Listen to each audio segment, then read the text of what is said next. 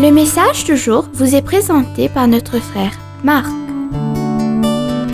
Salut, chers bien-aimés de notre Père Céleste. J'espère que vous avez aimé d'être à la table de Jésus. Aujourd'hui, je vais vous partager quelque chose qui vous incitera à passer en action. Bien-aimés, au cours de ces derniers mois, vous avez reçu tant de messages qui ont édifié votre foi dans la parole de Dieu et en Jésus-Christ. Le titre du message d'aujourd'hui est « Le sémeur et ses graines ». Nous sommes dans Matthieu chapitre 13 et je veux que vous regardiez la parabole du sémeur et sa sémence sous un angle différent. Bien-aimé, qu'attend le paysan des arbres fruitiers qu'il plante? Porter des fruits, bien sûr. La sémence est la parole de Dieu.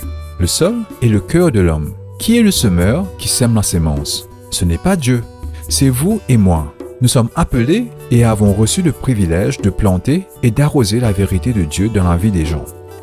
Jésus dit au verset 11, « Vous avez été choisis pour connaître les secrets du royaume des cieux, mais les autres ne peuvent pas le connaître. » Donc, Dieu nous a fondamentalement choisis pour lancer son appel au monde entier.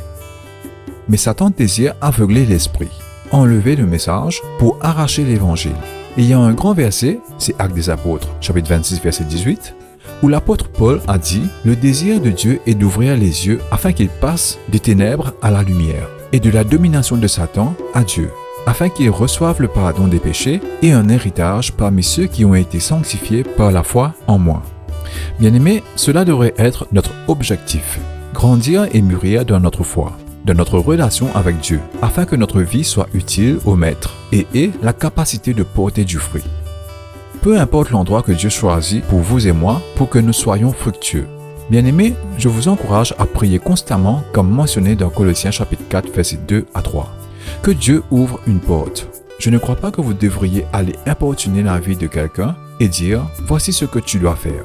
Au lieu de cela, vous pouvez prier comme ceci. « Seigneur, je prie pour que tu ouvres une porte. Je suis prêt à être utilisé par toi. Je compte sur toi pour m'ouvrir une porte afin que je puisse œuvrer dans la vie de quelqu'un d'autre. » Bien-aimés, il est temps pour nous d'être des fermiers pour Dieu. Je prie que Dieu vous bénisse alors que vous vous engagez dans cette entreprise. Profitez de votre journée en lui. À demain. Au revoir. Si toi aussi tu crois que la parole de Dieu est une bénédiction, partage-la et sois une source de bénédiction pour les autres toi aussi.